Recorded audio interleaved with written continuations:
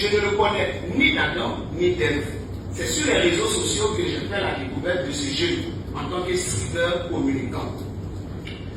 J'aimerais savoir sur quelle base, sur quel fondement juridique Ziggy, après avoir délivré certains propos sur les réseaux sociaux, a été arrêté et quelle était aussi la procédure de son arrestation. Parce que nous avons constaté que l'individu, selon les informations sur les réseaux sociaux, avait été arrêté. Je viens à la maison par des éléments appelés encagoulés. Nous sommes en Côte d'Ivoire.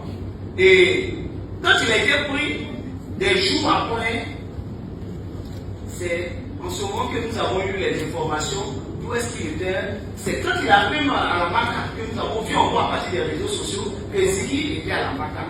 Mais vous, en tant que monsieur le procureur, est-ce que ce procédé était la bonne? On dit toujours vis-à-vis du CETA. Excusez-moi, était le bon. Voilà. Merci, monsieur le procureur, et ensemble. J'attends les réponses. Bravo. Je ne vais pas être long là-dessus. Je crois que Christian Ziggy a été interpellé. Le dossier existe. Il a un avocat en du fort. Et vous connaissez le contenu de la vidéo.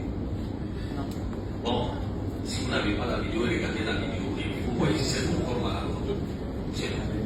Si c'est conforme aux exceptions que j'ai soulevées, si vous regardez la vidéo, vous regardez si c'est conforme. Sinon, il y a plusieurs personnes qui ont fait des vidéos, on ne s'est pas intéressé à ces personnes. Mais quand nous analysons que ça porte atteinte à la sécurité nationale, nous analysons. Le dossier existe. Le dossier est dans un cabinet d'instruction.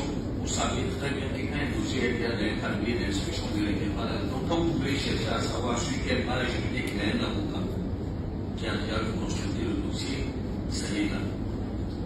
Si vous voulez parler des encaboulés, j'ai déjà fait un communiqué qui est assez clair. Je vous renvoie à mon communiqué. On ne va pas venir refaire le contenu du communiqué ici.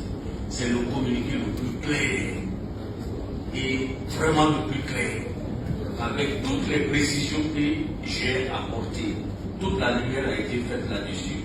Ziggy, c'est un citoyen comme tout autre.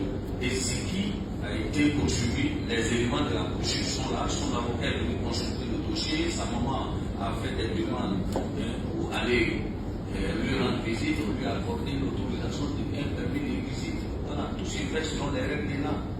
Mais un dossier quand déjà en cabinet d'instruction, je ne vais pas venir en parler encore ici. S'il vous plaît. Voilà, c'est ce que moi je peux vous dire sur le cas Ziggy et les encaboulés. Je vous renvoie à mon communiqué. La première question.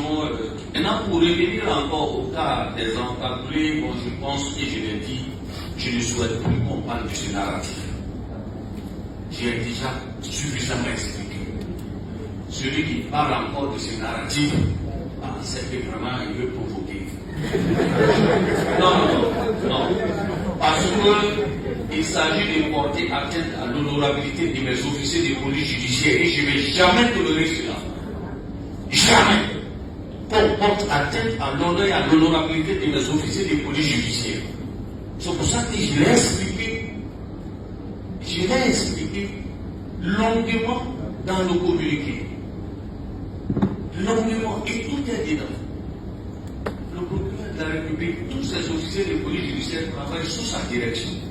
Mais je ne vais pas accepter qu'on continue de parler de cette histoire d'encaboulé, ceci, cela. Non, je l'ai expliqué.